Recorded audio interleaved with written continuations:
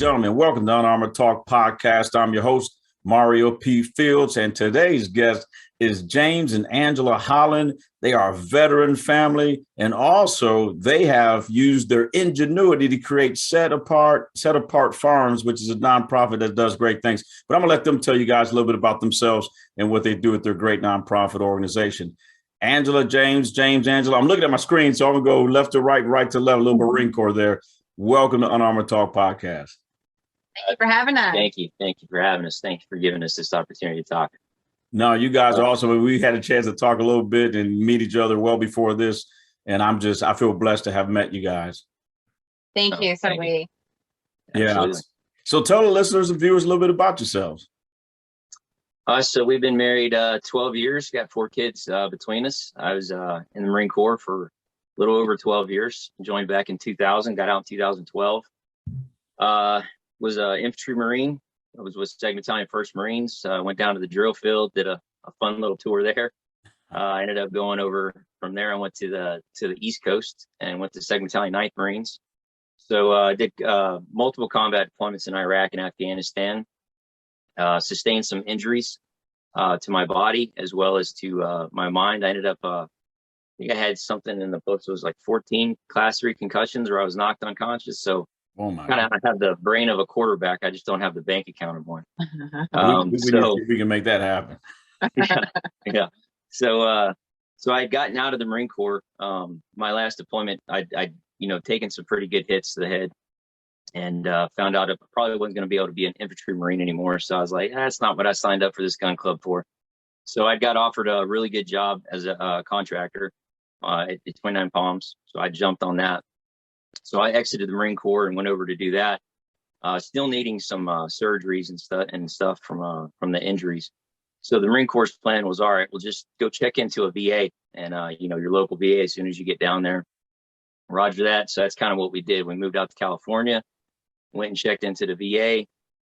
They did all their testings and everything. Said, "Oh yeah, we got some stuff we got to repair on you." Unfortunately, they didn't have an orthopedic specialist at the time, or surgeon, to be able to do it. So I got placed on a waiting list. I was in a lot of pain at the time, so kind of to help fix that, they kind of kept me on and off of pain medication, and until they could get the surgery locked on. Right. They ended up sending me all over. I mean, we were out at 29 Palms at the time. So they ended up sending me to San Diego, LA, all over to try to find an orthopedic surgeon that could do surgery. And that's a drive, especially to LA from 29 Palms. Right. Yeah. Oh, yeah. There was a lot of traveling to try to go and bounce around from these VAs. Unfortunately, they were really tied up. This was all pre-choice program before they came out with the choice program. So I ended up on this waiting list. That was 4 years, 11 months. Almost 5 years before they found someone to do the surgery. Wait, let me just make sure I heard that right. You were on a waiting list for almost 5 years. Yes. While continuing to have regular weekly visits at the VA. Yeah. Oh, wow. Okay. Wow. Yeah. And it was weekly at the VA. And even the injuries when I first got him in the Marine Corps, kind of got on the NFL program. It was cortisone shots and sports therapy, to try to rehab it back, but it was never really fixing the problem. So now here we found ourselves in the civilian world, kind of getting the same treatment, just trying to keep it, the pain management going, except unfortunately, the go-to was oxycodone and pain pills. So for a little over 4 years, I was on pain medication on and off, trying to just keep the pain under wraps, to be able to maintain. And James, if you guys don't mind me asking, what was the specific injury that we were trying to get fixed here? So this was my right shoulder. The rotator cuff was completely trashed. The labrum was completely torn. And it was causing more damage that was going on in there. So there was a lot of scar tissue that was building up, and it was putting pressure on nerves. So I was having a lot of pain in the neck as well as the arm, not being able to use my arm. I think I was at about 70% mobility in the arm. Wow.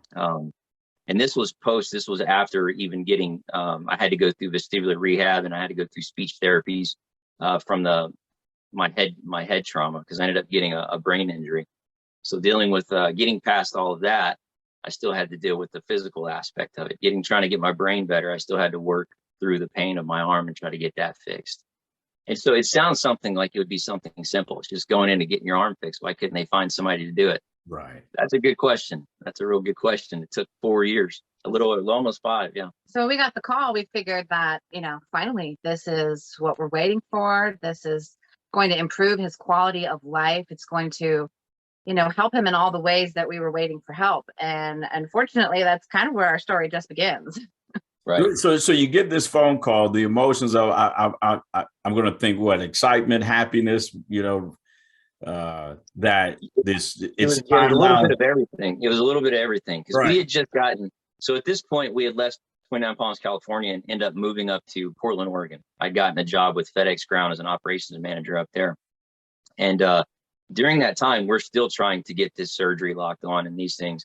Well, one of the VA's proposals to us was if we left from Portland and went down to UCLA Medical Center, right back down to California, that there's a program at UCLA Medical Center called Operation Mend that they would be able to accept us in the program and fix my the things that needed to happen in my arm. On top of that, they were going to help assist with some mental health therapies and things like that, just kind of do the whole package, right? So we were like, okay, well, we can do it. We went and did that on our own dime, thinking that it was all going to work out. It didn't work out. Unfortunately, it wasn't a match for, a lot of reasons that we probably don't have time to get into today, but it led us right back up to the same situation, still looking for surgery. So when we got the call, after all this, we were a bit hesitant, but he needed the surgery to improve his quality of life, mobility. And so, we took the surgery, and it was through VA Choice, which unfortunately was not the great package that it was sold as. And due to a lack of communication between VA Choice and the VA, after his surgery, he wasn't given the equipment and resources that he needed, and he actually lost all mobility in his arm. And the surgery left us in a much worse state than going into the surgery. And we were at a wonderful place called the Fisher House. We were only supposed to be there for 8 weeks. And this event really changed our lives. We were there for 7 months. 7 months. Changed everything for us, led us into understanding financial hardships, congressional inquiries, all the broken aspects of the VA, all of these huge systems trying to navigate while he was basically in a completely, patient and bedridden state for 2 years after that point. Right. When the original recovery was supposed to be anywhere from 8 to 10 weeks. Well, when I'd gone in and it was time to take me out of all the equipment they had me in, the doctor was kind of like, uh-oh. I mean, that was his first words. I was like, well, uh-oh. Well, that's not good. No, I knew that was bad. So what had happened was my arm, you couldn't move my arm 2 inches in any direction. It was just stuck to my side. It was useless. It wouldn't work. The only thing I could do was move my fingers. And so I kind of had to So you went from 70% functionality to 1% functionality. They said 5. They gave me 5% Okay, mobility, we'll take 5. because I can move all 5 of my fingers. So I had 5%. And so it was just a chunk of meat that was hanging on the side of my body. Now, to make matters worse, they had messed up some nerves in my neck. So I couldn't look left, right, up, or down. So I lost the use of my dominant arm and mobility in my head. So driving was out of the question. Even getting dressed, I had to have, Angela started to help me get dressed, help me shower.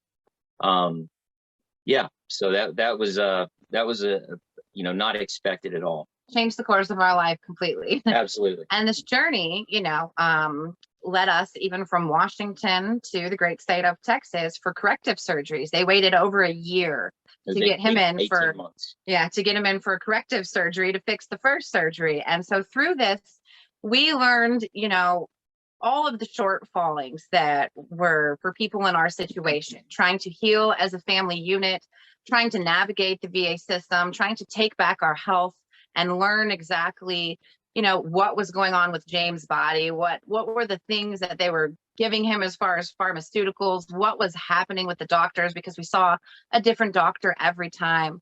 And while looking for a place to heal as a family, once our time ran out at the Fisher House, which again is a lovely place, but it is not equipped to heal as a family. It's more of like a hotel situation where you have 12 other families. And we were trying to raise our 2-year-old at the time. She's now 7. And so, you just can't raise a child in that type of situation. And as we were navigating all these different systems, their best option was they had some programs for James, although they were limited because we were not of the addiction demographic. Right. So the problem was, so obviously, the VA, I said they just ran us down to UCLA Medical Center and back on our own dime. And so our savings dwindled really quick in that 8 and 10 weeks. And he wasn't able to return to work. Right. Couldn't go back to work. I couldn't even drive myself anywhere. And the VA had then started me on all kinds of different appointments. I mean, I was doing anywhere from 11 to 13 appointments a week. So I became a professional VA patient. She was thrust right into the 100% caregiver role, having to take care of me as well as our daughter. Wow. So, the money dwindled. So we start calling all these veteran programs and explaining the situation and saying, hey, here's what happened, And unfortunately, so 8 out of 10 programs, they denied me because I didn't have a drug or alcohol addiction, which seems a little backwards to me. Right. That is interesting as far as a qualifier. Right. That's where the money is. A lot of these programs, that's where they get their funding. They get grants for drug and alcohol addiction. That's where the money's at. So I didn't fall into that category. And then the 2 out of the 10 that did accepted me. It was inclusive for me. And they said, we'll bring you in. We can help, And I said, okay, what about my wife and 2-year-old daughter, 3-year-old daughter? And their solution was, well, there's a shelter, a city shelter that's down the road kind of close. And I'm like, a shelter. Right. And I said, that's not going to work. We're going to put you in a world-class medical facility. We're going to take care of you, my friend. And what about the caretaker, my lovely bride, my daughter? We got some shelters. Right. That's exactly the problem. So we start calling and we start realizing, wow, there's really a gap here. There's a shortfall in these programs. And so I remember at the time I'd given her 2 notebooks, right? I bought a notebook at the store. One was red, one was green. I wrote bad on red and I wrote green on the good on the green one. And I said, start taking that. Like she's got an addiction, her addiction is research. So she's got a big research problem. By the way, that's a good one. So I told her, I said, start taking notes of all these programs and what they say they offer and what they're actually offering. Well, here we are 2.5 years later. She still has the same green notebook and she's got about 8 red ones.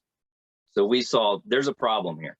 Okay. Right. And as we were, going through this at the Fisher House, and this could be a whole other conversation, but, he recame to the faith and I came to the faith for the first time. Right. God was heavily involved in our lives during that time at the Fisher House. And, he put it on our heart to start healing as a family in a much different way than we had been led to heal by the VA. The VA is very much, this is his healing, his recovery, his deployment, and you stay out of it for the most part. And that's impossible to do. They're taught, you're all taught in the military about your unit. Well, you have a family unit as well. And God put it heavily on our heart to bring the focus of veteran healing to the entire family unit, from the veteran to the spouse to the littlest one.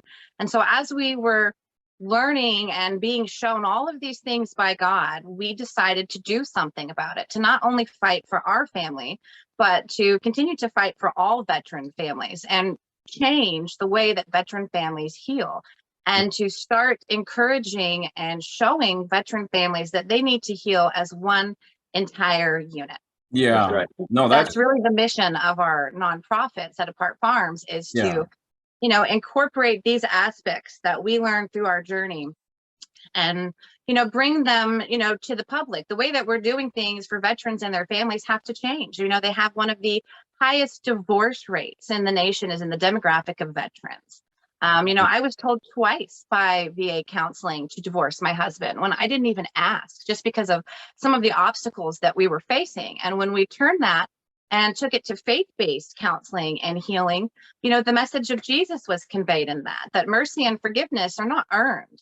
They are freely given out of the love that we are given through Jesus. And when we started incorporating some of those values into our family, everything changed for us. Also, as we mentioned earlier, all the pharmaceuticals, and while pharmaceuticals may be needed short-term, I don't believe that they may necessarily be needed as long-term as we've been led to believe, and paying attention to what those things are in your bodies and taking a holistic approach and teaching those skills to your family. So, we've taken everything that we've learned from our journey and let God lead us to put that into our nonprofit so that we can empower these families and change the way that things are done for veterans and their families. No, I appreciate that, Angela and James. And I do, again, it's just interesting kind of not wrapping up, but it's just this journey of we're kind of healthy, right? We're not healthy. We're kind of healthy. We go to surgery. And now all of a sudden we're worse as a family. But my husband's now, 5%. We'll just go with 5% per finger, percent per finger, functionality. And then now you're thrusted in 7 months of this Fisher House. You're all over the place, right? When it comes to care and where we're going to get care, you try 10 organizations, 8 go. You're not addicted to drugs. What's going on? And that's just amazing. And as I'm listening to this, and listening to how you change your beliefs to more faith-based, the question that popped in my mind is, what? And I know our listeners and viewers want to hear this. Did you experience any depression, anger, sadness? Oh, that's what emotions? So, if you could talk about a couple, and then how did you think through them? What happened when that depression set in? Depression set in very deeply. Obviously, here I was laid up in a bed. I couldn't even, like I said, I couldn't even dress myself. And I was already having symptoms of, I guess they want to say PTSD. It's a huge umbrella, kind of like autism. There's a lot of, aspects of it. But I was in denial of it, right? I was having a lot of anger, irritability issues. And I fell in that category of, there's another realm of suicide that people don't necessarily talk about. And it's not someone going out to commit suicide, but it's living very dangerously, so that you're not the actual one that's doing it. And that's kind of how I was living my life when I got out of the Marine Corps. I was living very dangerously, kind of reckless, so if it was like, well, if I were to get taken out by someone else or by an accident, that's a whole nother aspect of suicide people don't realize. And that's kind of how I was living up until that point where here I am laid in a hospital bed. Then depression had set in. So now I fell in that other realm where it's like, I'm nothing but a burden on my family right now. And that's exactly what I felt. And so, and we were kind of still not in a great place at the time. We were having our, your regular arguments, except now here I am, like, can't even move my head to properly defend myself against. Angela's like, gotcha now. Yeah. Oh, yeah, right. She had the upper hand at this point. Well, I went into a state of hypervigilance because I was alone in this and everything was being taken from me systematically. We were having issues with the VA on top of the issues with the surgery. I felt like they were completely kicking me when I was down, and trying to navigate the VA system is a beast. Right. And I had to really tackle that on my own. And so while he was battling depression, I had so much anxiety, but I couldn't stop. I mean, I was taking care of him. I was taking care of my daughter. I was getting congressional inquiries. I was reaching out and having to learn and navigate all the systems of the VA to contact whatever points of contacts that I could to advocate for us and get us what we needed and work through understanding our file issues on top of the medical issues. And so I really felt overwhelmed. But when you see your child staring at you, what are you going to do? So there was no way that, I could quit. James likes to say, when you make me angry, I dig in like a tick. And that's exactly what I did. And I dug in and I learned so much. And even while we were at the Fisher House, I was able to help another resident there with the congressional inquiry at the same time, because they would have been better off just helping us. Now I intend to come back and teach everybody what I learned and help them to fight for their own families. Right. I love that, giving back. And so 2-part question for you, James, and then for you, Angela. How did you think through that depression? So, James, yours was depression, and then Angela, yours was, sort of the opposite. But how did you think through it where you wasn't emotionally driven? You started to think and then behave after thinking through what you were dealing with. I'll tell you that the scriptures the scriptures had a lot to do with that. It kind of got my moral compass on, and something that I found myself I had to tell myself was, the situation can always be worse. That was something I used to always tell my Marines. You ask any of my Marines, if we were in the field and I heard somebody complaining about something, okay, let's get in boots and utes. We're going for a run. Just when you think it's bad, it could always be worse. And that was something I always pressed on my Marines was, Just when you think it's bad, it could always get worse. Well, Right. here I was laid up in a bed, not wanting to be here anymore. And I had to tell myself that. I said, it could always be worse. And like Angela said, she had to help another couple. That this gentleman walked in on his own 2 feet, and the VA paralyzed him from the neck down. So it could have been worse. So I had to talk myself out of that. At the same time, Angela was coming into her faith, and what kind of brought us all together. Now, I was raised in a church. I came up as in a Southern Baptist church down here in Texas, and I was a Christian. I was a lukewarm Christian. So they say, there's a saying that goes, there's no such thing as an atheist in a fighting hole. I became an atheist in a fighting hole, right? I can tell you the exact day, July 3rd, 2004, sitting outside of Fallujah at the Tartar Bridge. I figured, okay, there's a creator up there. He created all this, but I don't think he cares too much about us anymore. And that's because I had a lukewarm faith, right? There's a good book written by John Bunyan, The Pilgrim's Progress. And one of the characters in that book is Pliable. And he was all about it, all about the, going and finding this place is heaven, going and finding Jesus. It sounded great. And, but once he got dirty, once he got down in the muck, he was done. He was like, this isn't what it was about. I thought we're supposed to be living on the high horse. It's supposed to be great and a good thing. That was me. I was pliable. In my mind, I saw good things happening to bad people and bad things happening to good people.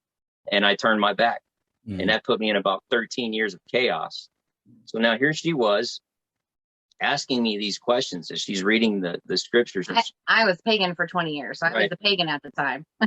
Right. So she was reading the Bible fresh with new eyes, never had any knowledge of it really before. Amazingly, they just started showing up. People were hearing our story and sending me Bibles, which I've found quite ironic, Right. That's like, I'm 5'2.5". That's like somebody sending me a basketball hoop that's 10 feet. I'm like, I can't do nothing with that. I'm like, do y'all not know? But it was wonderful, because he knew. But we had hit that Yeah. low point. I was at a point, the doctor could have said, listen, your arm, all this will get fixed. You just got to go scratch a baboon's butt. I tell you what, I'd have been breaking into the Portland Zoo that night. I was willing and ready to do anything to get out of where I was.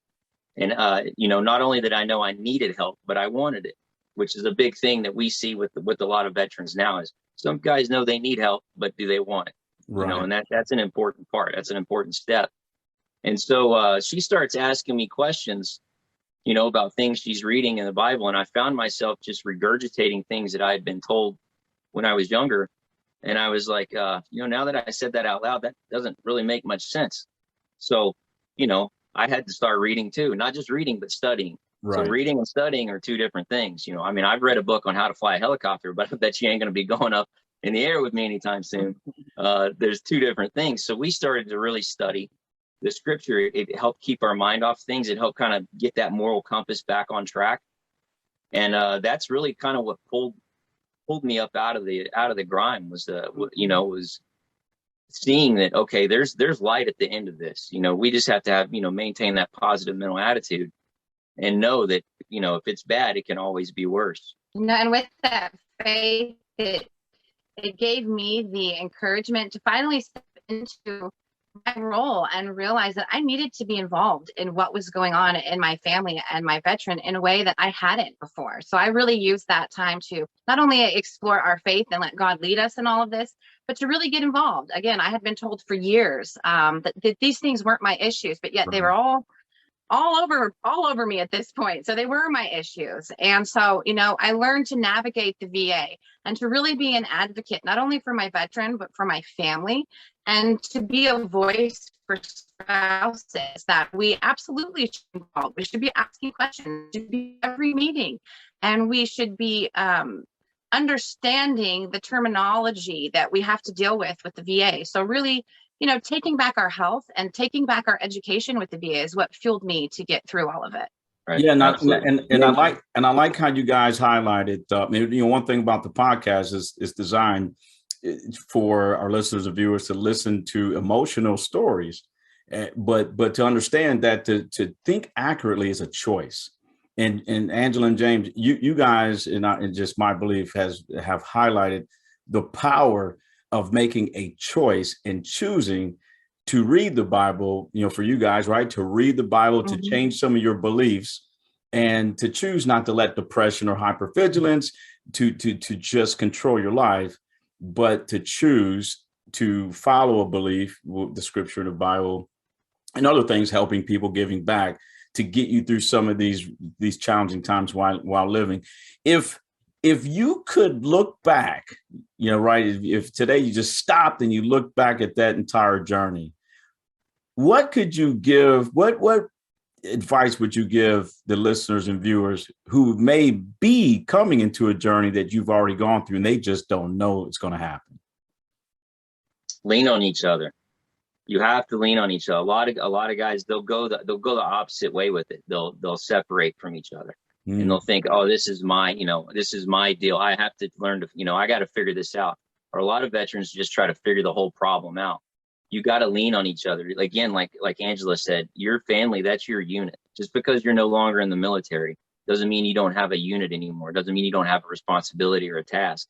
That is your unit. You have to lead. You got to lean on each other.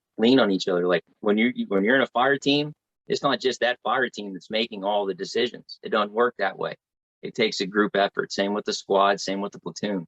So you have to look at your family in the same way, and you got to lean on each other. And that's what we ended up, just ultimately having to learn to do, was to lean on each other, trust with each other, and it brought us closer together. I was just going to say, for the spouses, don't let these giant broken systems tell you how to work within your own family. Unfortunately, right. I listened to that advice and it didn't help me at all. And then when this came upon us, I felt overwhelmed because I hadn't been involved. And so, let your faith and let your love for one another lead your family unit, not a system that truly isn't involved in your family, nor is really able to provide your best interest. And so, working together as a family unit, strengthening your family unit, and really focusing on the family is the advice that I would give. We really need to mend a lot of the cracks and breaks that can happen in military and veteran families through trauma. And it's all valid, but it needs to be healed. And healing your family will be the first step to really healing individuals in your family. That is powerful. A situation that is designed to create more cracks and breaks in the relationship. And Angela and James, they turned the situation around and sealed some of the cracks and breaks and fortified their relationship through their faith in God and changing some of their beliefs, and got through what I understand, a very challenging situation. How can people find James and Angela? Through Set Apart Farms. Right. Yeah. That's our focus now, is to bring everything that we learned into Set Apart Farms. We have a website, we have a Facebook page, we're on LinkedIn, and we're giving lots of resources and education, and just really wanting to share what we've learned and bring hope to veteran families, that you matter, that your family matters. And there's still a lot of work for our veterans to be doing, to be leading their families, training their children, fighting for God, that there's so much that you are needed for. So we really want to bring that hope to veterans and families. Our website is setapartfarms.org. So you can get on there. There's contact information via either email or, phone numbers on there. We make it pretty easy, and we're getting quite a bit of calls now. So we're hoping to take our, there's a saying we use a lot in the Marine Corps is knowledge is power, which is true. But sometimes if you don't have the experience, that knowledge can be misplaced. Right. And what we got thrust into, we had to go through, is we had to gain experience along with that knowledge. And so now we're trying to help these other families. And when all that first happened to me, I thought, what's the luck? How is it that I do 5 combat deployments and I come back with all my extremities, and the VA does this? I thought it was a rarity. Come to find out, it's not. It's happening quite a bit out there, a whole lot actually. And so we want to try to help these families and not have them go through what we went through, right? We're trying to have them be in a better spot than what we were. We had a rough time. And again, if it wasn't for our faith and for leaning on each other, we wouldn't be sitting next to each other right now. And if they do have to go through it, we want to be able to empower them to get through it together and not let it break them. Right. Just giving them that knowledge. We have to educate them. We have to mentor them. No, That's what we plan on doing. Then there is no magic. Well, we don't have a magic wand or any special thing that you're going to say where you're never going to argue with your spouse again. But we can help you, give you the tools to teach you how to argue and disagree in a healthy way, how to be able to recover from that argument and that disagreement, because there is no such thing as never arguing with your spouse again. Never having conflict or obstacles, but Right. we can give you the tools and the right way to get through them together. Right. No, I agree, and I think we'll invoice everyone once you give those tools, because that'll be valuable to, just my belief, to a lot of relationships. But hey, James and Angela, truly appreciate you all coming on Unarmored Talk podcast. Thank you for removing your armor to talk about your situation, and I'm looking forward to continuing our relationship down the road. Absolutely. It's a blessing to have you on our team. Yeah. Thank you. Thank you. You guys have a good one. Ladies and gentlemen, till next time, we'll see you later.